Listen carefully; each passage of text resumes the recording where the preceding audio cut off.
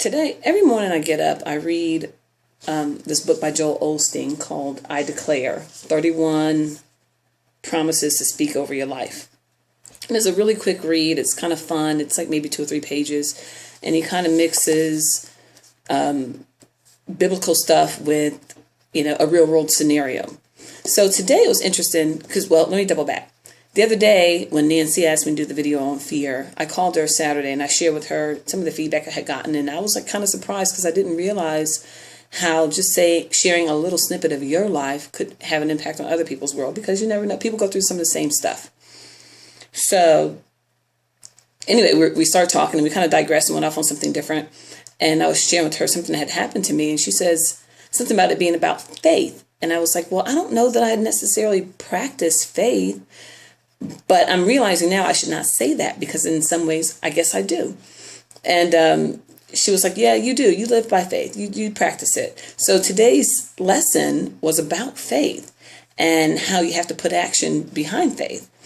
And that's kind of funny because it parallels with yesterday. I was talking with my ex-stepson, if that's a word. And he was telling me how he was looking for jobs. He was having a hard time with it or whatever. And people were saying, maybe he had an interview, but his car was broke down. And so he never could make it to the interviews.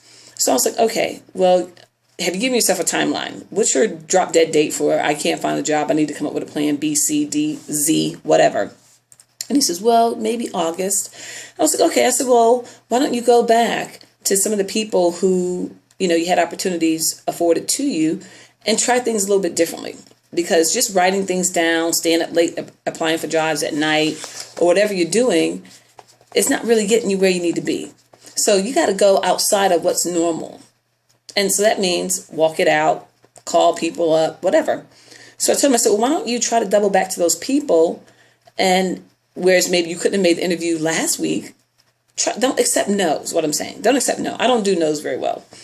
So you propose, well, what about Friday? Thursday wouldn't work. And if the person says no, Thursday is all I got for you, then I told him, I said, why don't you just keep pursuing it and call them back, and you just make them want to know you. Make them want to believe in you. Go outside of what regular people do to get jobs, because somebody is a weed out factor. They say, okay, you can't make it on this day. Fine, you're not it. Next. And somebody just acquiesces and goes, okay, well, I'll go apply somewhere else.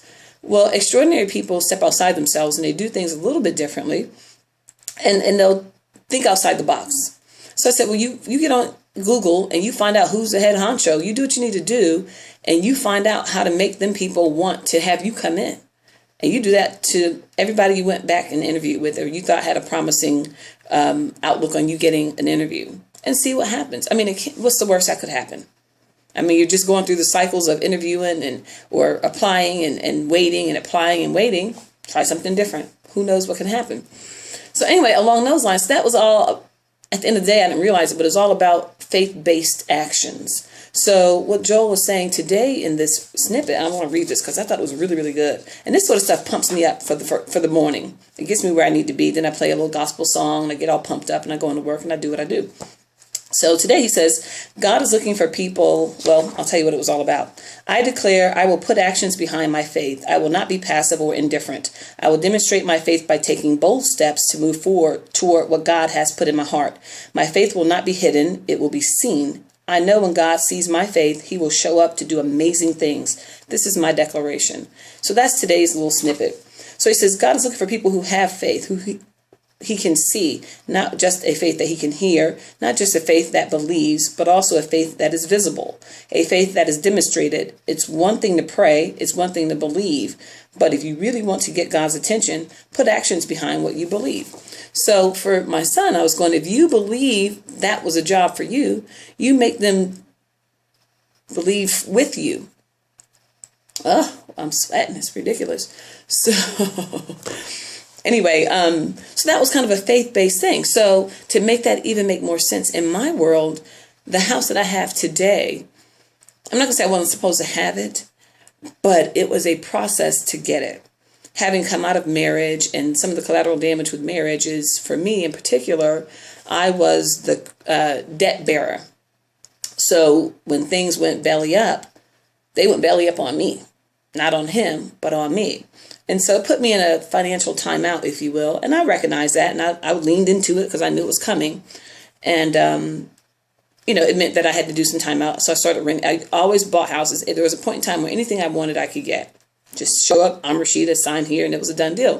Well, it was a humbling experience to not be able to do that anymore. They were like, "You're not it. Your report says X, Y, and Z." And in my heart, I'm like, I am it.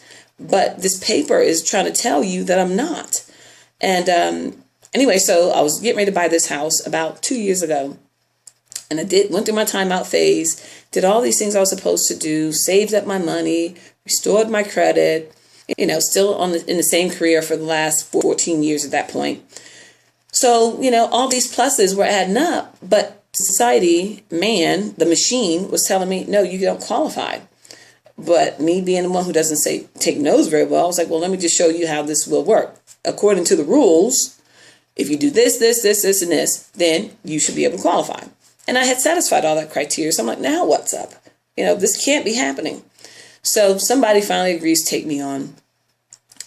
I promise you, I'm building this house. So I've got a lot of earnest money down, more than the average Joe, because I'm doing like all these upgrades and things like that. So the builder's like really sticking it to me. So literally, and I'm nervous Nelly. So throughout the process, I'm going, are we good? Are we good? Are we good? Because I need to be affirmed because I got like a lot of money on the table that's non-refundable, basically. Anyway, the day before we're supposed to close, the processor calls me and she goes, we're not going to be able to get you this loan. And I'm like, in my mind, I'm going, who's she talking to? Do you not understand this is non-refundable money? And I've done everything and I've checked with you guys along the way. And I had like all these emails showing where I was going, are we good? And they're like, yeah, you're good, blah, blah, blah, blah, blah. So I'm like, that ain't gonna work. So anyway, I'm worked up in my spirit, but I'm like, okay, when the tough gets going, the going gets tough. Or when the going gets tough, the tough gets going. So I go to bed that night. I was like, I just had a calm spirit. It was the weirdest thing. And I'm not usually like that. I'm like amped up half the time. So I go to bed and I wake up the next morning and my spirit says, go get online. And I start Googling. I find the CEO, president of this particular financial institution. I Googled, it actually had his email, I think, in his phone number, something along those lines. But I think it had his email. And I knew like the extension to the name of the bank.com. And I started playing with some names and whatever. Anyway, I get this guy. I think I wound up calling him. I get him and I go, hi, I'm Rashida. And I just want to share with you something that's happening to me. And I just think this is wrong. And I want to tell you why I think it's wrong. And he was like, well, I'm not the right person to help you, but I know who can. And I'm sorry this is happening to you because this is not the way we run our business. And I was like, yeah, because your motto for your bank says blah, blah, blah, blah, blah, blah, blah. And this is totally in defiance of what your motto is. And that's not cool. And I'm going to lose a lot of money. And that's definitely not cool. And I promise you, the people who would not talk to me yesterday, they went dormant on me, the loan officer, the processor, everybody went dormant on me. When I called that man, he turned that thing around within hours. Everybody who wasn't talking to me yesterday was breaking their neck to get to me today. Because I sent him an email too. And I concatenated all the emails from the loan officer to the processor to everybody. And I put in that email and it showed they were leading me on to believe this was going to happen. So it wasn't going to be a good look. And I just kind of released it at that point. And people start calling me. And they're like, okay, the loan officers are calling me and they start trying to figure it out. And here's what we need to do. And because they were trying to figure out, well, why'd you really get divorced? And what happened? And I'm like, what does that have to do with getting a loan? I got the money. I got the job. I got the credit. I got whatever. The circumstance of my divorce has nothing to do with nothing. So what do you want me to say? I suck. I screwed up. What? Okay, there you have it. Now what? Do I get the house? So to make a long story short, at the end of the day, we wound up postponing the closing for about another week or so. And by this point, the builder's antsy, the financier is antsy, the builder group is antsy. Everybody's like, okay, she's full of it. And, we're just ready to move on. I'm like, nope, not going to do that. And so at the end of the day, this is how funny things work out. This is all in the realm of faith. Things worked out so well to where I didn't get a conventional loan. I didn't get a FHA loan, which would have had PMI or what's the other one? Whatever, mortgage insurance. They wound up customizing me a tailor-made loan that the bank now owns and holds specifically. It's not under FHA, it's not under conventional. I call it the Rashida loan. What's funny is the terms were better than what FHA would have given me. They were better than what conventional was going for. They stuck it to me a little bit by adding like a quarter of a point or whatever, percentage of a point to the rate.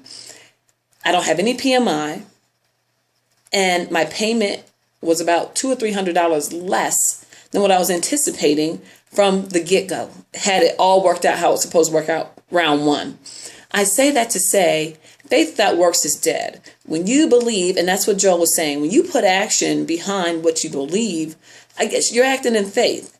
And I was like, there is no way I'm losing these tens of thousands of dollars over some foolishness at the last day. And I've got like movers scheduled.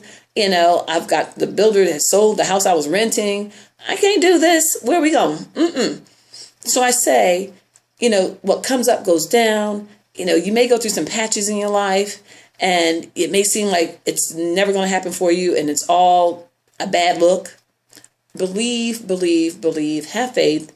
Even when you don't even realize you're working in faith, you're actually demonstrating faith. Step outside of what normal channels are. Don't accept no. Reach higher. Do things that people won't normally do. Find who can make decisions. And it's not necessarily the people that you've been working with. It may not be the loan officer or the loan processor or whatever, the car dealer, the salesman, the finance person. You may have to do a little legwork yourself. But at the end of the day, it all works out. And I believe faith is the substance of things hoped for, and it's the evidence of things not seen. And you've heard that before.